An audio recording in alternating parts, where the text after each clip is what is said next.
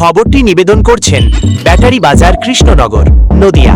আপনারা দেখছেন ব্যাটারি বাজার Krishnanagar Nadia. Welcome to Battery Bazaar. We have everything you need. Battery বাজার সব ধরনের ব্যাটারির একমাত্র বিশ্বস্ত প্রতিষ্ঠান। আমাদের ঠিকানা হল হাতারপাড়া, কৃষ্ণনগর, নদিয়া।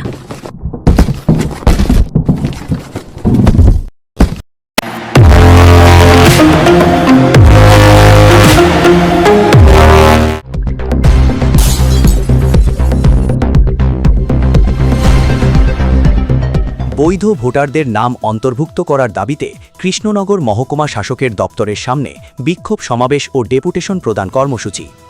অবিলম্বে সমস্ত বৈধ ভোটারদের নাম ভোটার তালিকায় অন্তর্ভুক্ত করে তাদের নাগরিক অধিকার সুরক্ষিত করার দাবিতে আজ বিক্ষোভ ও ডেপুটেশন কর্মসূচি পালিত হল। আজ 7 জুলাই 2026 তারিখে ভোটাধিকার সুরক্ষা সমন্বয় সমিতি পশ্চিমবঙ্গ প্রস্তুতি কমিটি ওর উদ্যোগে কৃষ্ণনগর মহকুমা শাসক দপ্তরে এই কর্মসূচি অনুষ্ঠিত হয়।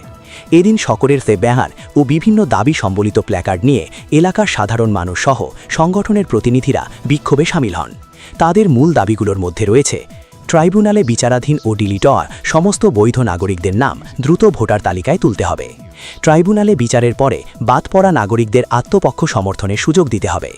ভোটার তালিকা থেকে নাম বাদ পড়ার উপযুক্ত কারণ দর্শাতে হবে এবং ট্রাইব্যুনালে বিচারাধীন নাগরিকদের বিচার দ্রুত সম্পন্ন করে ভোটার তালিকায় অন্তর্ভুক্ত করতে হবে।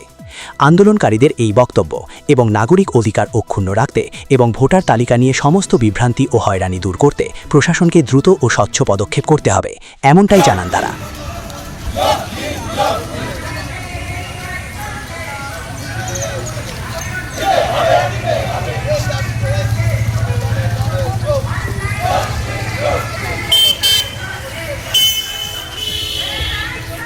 দিদি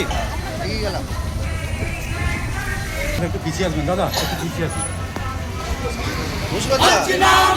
ওইদিকে যাও না, এইদিকে আসুন।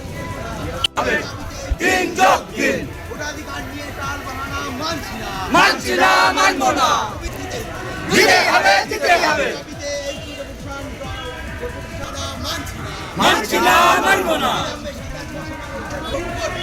করতে হবে, করতে হবে।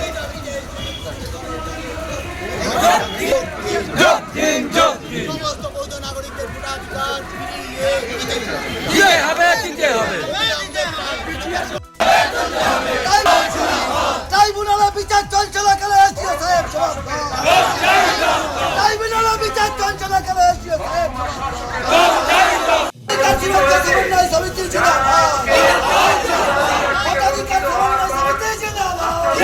কেন এসছেন একটু যদি জানান। আমরা ভোটাধিকার সুরক্ষা সমন্বয় সমিতির উদ্যোগে আমরা আজকে মাননীয় মহকুমা শাসকের কাছে এসেছি। আপনারা জানেন এসআইয়ের প্রক্রিয়াতে লজিক্যাল ডিসক্রিপেন্সির নাম করে প্রায় 27 লক্ষ মানুষের নাম বিচারাধীন থাকা অবস্থাতেই বাতিল করা হয়েছে এবং এই বিচারাধীন প্রক্রিয়ায় অংশগ্রহণকারী ট্রাইব্যুনালে অংশগ্রহণকারী এই 27 লক্ষ মানুষের মতামত গ্রহণ না করেই নির্বাচন অনুষ্ঠিত হয়েছে এবং যে প্রক্রিয়াতে এই ভোটার তালিকার বিচার প্রক্রিয়া চলছে, আগামী কত বছর পরে এই বিচার সম্পন্ন হবে তা নিয়ে আমরা সমস্ত নাগরিক যারা আছেন, যারা এই বিচারাধীন প্রক্রিয়া থেকে ডিলিট হয়েছেন, তারা আতঙ্কে ভুগছেন। তাই আমরা দ্রুত এই বিচারাধীন প্রক্রিয়ায় যে সমস্ত বৈধ ভারতীয় নাগরিক আছেন তাদের সেই বিচার প্রক্রিয়া সম্পূর্ণ করে তাদের নাম ভোটার তালিকায় অবিলম্বে তোলবার দাবি জানাচ্ছি। বলছি আপনাদের কি কর্মসূচি, কেন এই কর্মসূচি, কি কি করছেন, আপনারা কারা? আমি এক দেশের ভোটার নাগরিক, আমি নাগরিক হিসাবে বলছি আমার ভোটটা আমি অন্যায় কাটা হয়েছে। মানে ভোট কেটে কি কাউকে ভালোবাসা কাটা যায়? যে যাকে ভালোবাসা অবশ্যই সে তাকেই ভালোবাসবে। ভোট কাটলেও ভালোবাসবে, না কাটলেও ভালোবাসবে। আমার ভোটটা কি কারণে কাটা হলো শুধু আমার বলে নয়, প্রকৃত অন্য বহু লোকের ভোট কাটা হয়েছে। কেন এসেছেন এখানে?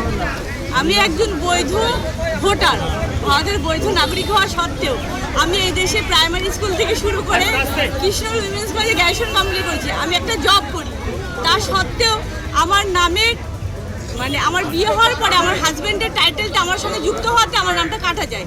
তো আমার কাছে আমি এটাই বলতে চাই যে ভারতবর্ষের সমস্ত মানুষই তো জানে যে বিয়ের পরে হিন্দু মুসলিম খ্রিস্টান বৌদ্ধ তাদের টাইটেলটা চেঞ্জ হয়, ফলে সেক্ষেত্রে আমারও টাইটেল চেঞ্জ হচ্ছে এবং আমার মানে ভোটার অধিকার কেড়ে নিয়ে মানুষকে বিভিন্ন রকম সমস্যায় ফেলা হলো।